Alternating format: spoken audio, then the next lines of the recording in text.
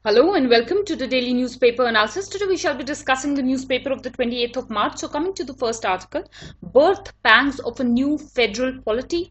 Now the context here is with regards to a new flag for Karnataka, for the state of Karnataka, and the demand for a separate religion status to the Lingayats. This is also a demand which has arisen in Karnataka.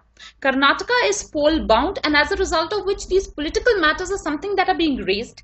But the issue here is that these political matters are something so pertinent that they are having importance for the overall country, and as a result of which these issues are becoming important for us also. Now coming to the issues here, the first issue is the issue of rise of symbolism. Now by symbolism we simply mean an expression of subnationalism, or for that matter cultural autonomy, or the love for one's language or one's culture. So this is something that is being seen as a rise, and this is something that is a pan-India phenomenon. Individuals and communities now are willing to express their symbolism much more openly than they were in the past. So this is one issue which is emerging in the country, and this is something that is important. Another issue in specific with regards to the new flag for Karnataka is the issue of national integration versus people's aspiration. Now definitely people have an aspiration, and they are indeed wanting to have a new flag for Karnataka.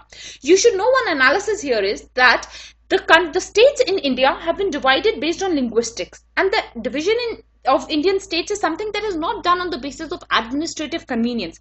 So it is but obvious that if states are something that are formed based on culture and linguistics, then people there will have some specific aspirations.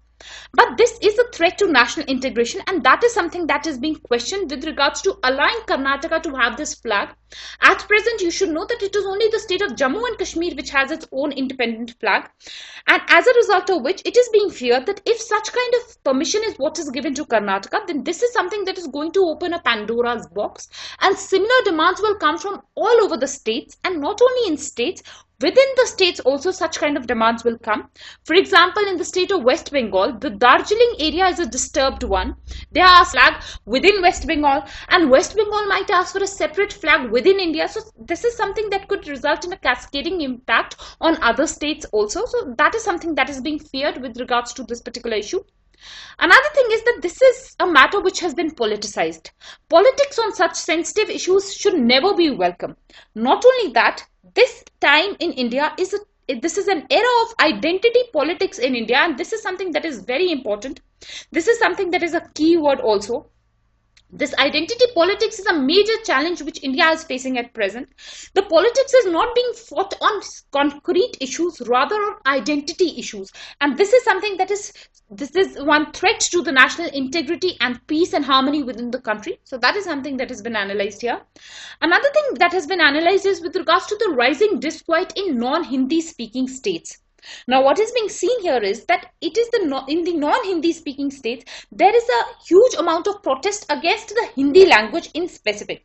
This protest is not against the English language, which for that matter is a foreign language altogether, but in specific against the language Hindi. So what is being analyzed in this particular editorial is that because there is a rising protectionism of Hindi also, which is being seen as being something that is favored by the ruling party at present. So in that context, what is being seen is that other states are now becoming non-Hindi. So this is something that is important. Another thing which has been analyzed here is the case of Meghalaya.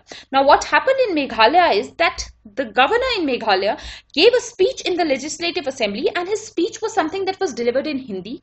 This was something that was criticized by all the MLAs in Meghalaya. So two issues are what are emerging. First issue in this case is the issue of intolerance by the MLAs themselves. This is something that is unprecedented, because even the MLAs should indeed have some degree of tolerance towards the governor, who probably cannot speak the native language. You should know that the governors in India are not from the same state. So if the governor could not speak in the language, which is the local language, then in that case they should also have had some tolerance. But another issue is that indeed the legislators in Meghalaya's assembly could not understand what the governor was saying. So that was also one issue. This conflict is something that is a genuine conflict, and indeed it is emerging. Another issue is with regards to some more examples. One is the flag of Karnataka. Also, you should know that recently state emblems are something that have been introduced in the states of Telangana and West Bengal. And in Telangana, the state emblem has been has languages which are English, Telugu, and Urdu, and Hindi language is something that has been omitted. Also in West Bengal, the state emblem use the language English and Bengali only, and Hindi again is something that is omitted. Though in all the states, the Satyamev Jayate, which is the national emblem, is something that is retained, but indeed there is a stark omission of Hindi language. So this is something that is important. Another thing which is being politicized is the North-South divide. Now, what is happening is that the southern states are often criticizing and they're saying that the center government is focusing more on the northern states. Now, this one criticism is something that has been further been rejected in the editorial, because a case is what is being made that such kind of criticism can be made within South Indian states also. For example, it can be said that North Karnataka is more developed than South Karnataka. So these kind of political issues are something that are unacceptable. So this is something that has been argued in the editorial. Another issue which is very important is with regards to the center-state relations. Now here, definitely it cannot be denied that the constitution has given a supreme status to the center compared to the states. But the question that is being raised is that is it the right time to shift from making India a union of states to making India into a federation of states? At present, you all know India is a union of states, and is it time that India should make a shift towards a federation of states? You should know that the states, the Chief Minister of Karnataka has said that the states should have the right to enjoy cultural autonomy, and this is something that is a genuine demand. This cannot be denied on simple grounds that this is a political matter.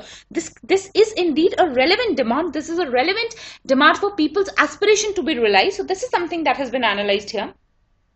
Another issue which has been analyzed is that the center has often been criticized for a practice of dictating the states how to spend their central tax revenue. This was primarily in the context of the centrally sponsored schemes. This is something that the editorial says that it robs the states of the rights to determine how to spend their funds. And also, whenever such schemes are a success, it is the center which takes all the credit. Yesterday also we discussed with regards to the National Health Protection Scheme that despite Niti Aayog's recommendation that this universal health coverage should be a state-led model, the center has come up with a pan-India scheme, and it will be a top-down scheme. So these kind of schemes are something that have been criticized, that states are not being given the room to design their own policies and thereby develop as per their own wishes. Another issue is that the Chief Minister of Karnataka has raised that the states in India should be allowed to have a say in formulating the center's economic and trade policies, because these policies, the economic policies of trade as well as the trade policies, and also for that matter in some context the foreign policies of the center, have impacts on the states also. So the states should also have a role to play in deciding such major issues. So this is something that can come as a direct question also, that is it fair for states to now be allowed to participate in these issues? So that is another issue for analysis. Another thing which has been analyzed in the editorial is that there is a need to rebalance the center-state relations, especially in tune with the 21st century. Now, another analysis in this regard which has been made is the idea of Dr. B.R. Ambedkar. Now, what has been said is that Dr. B.R. Ambedkar, during the formulation of the constitution, had said that India's constitution is a federal constitution. Despite the fact that the constitution has given more powers to the center, that was a circumstantial issue. At that point of time, India's national integration was weak. But the constitution, even at that time, by the constitution maker himself, was called as a federal constitution. Also, Dr. B.R. Ambedkar had said that the center has no business in determining the good governance in states. Often it is seen that the center is dominating the states on the principle of good governance.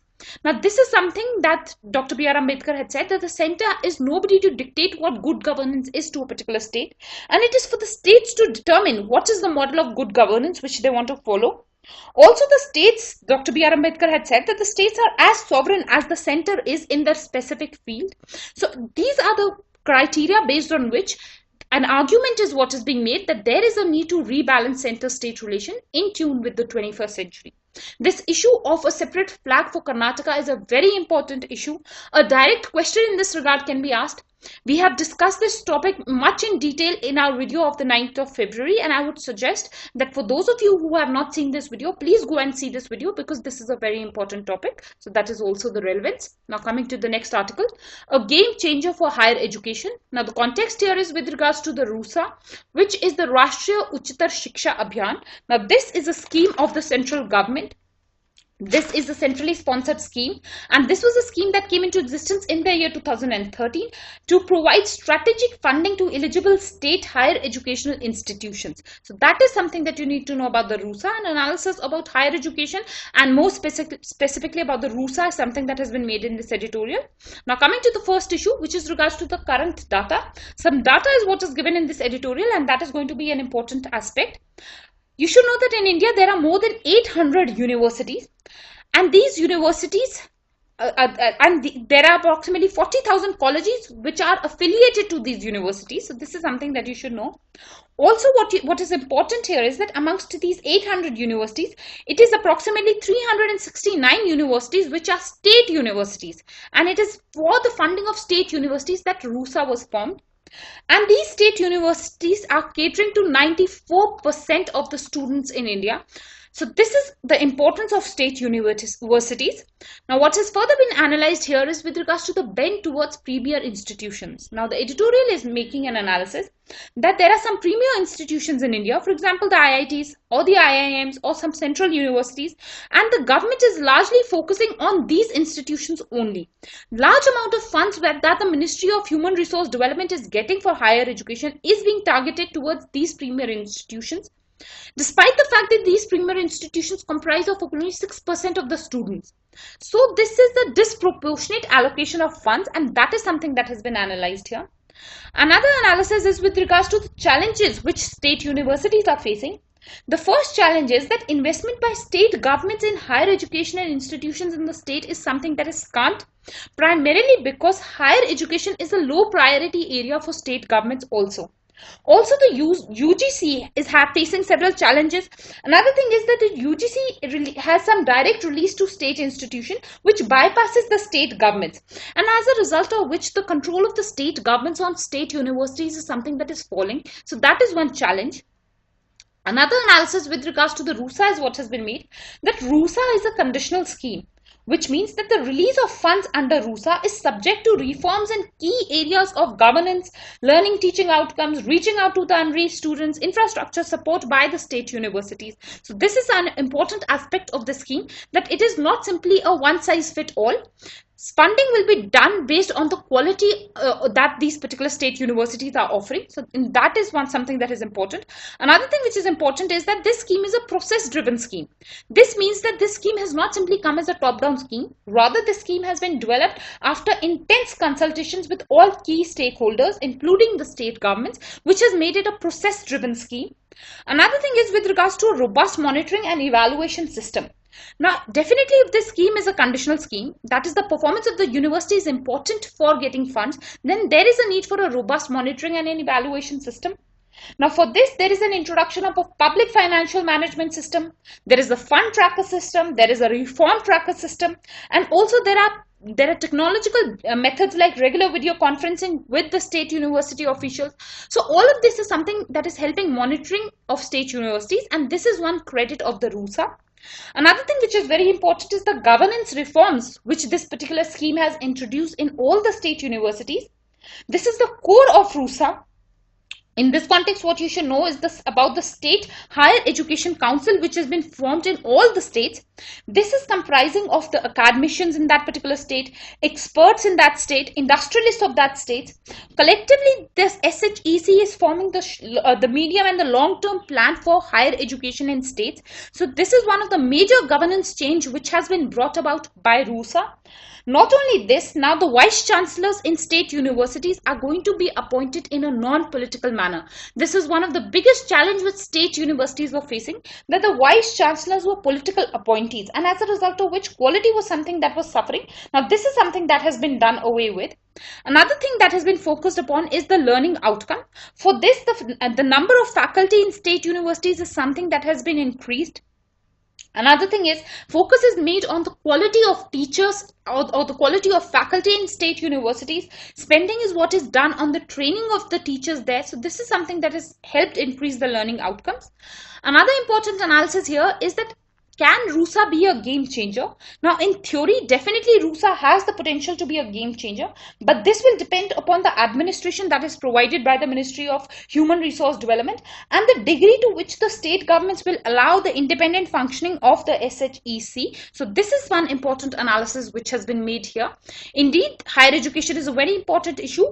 Now, even if the chances for RUSA as a specific question is difficult to come, but whenever you are discussing higher education, you should talk about this scheme. So that is going to be the relevance. Now coming to the next article.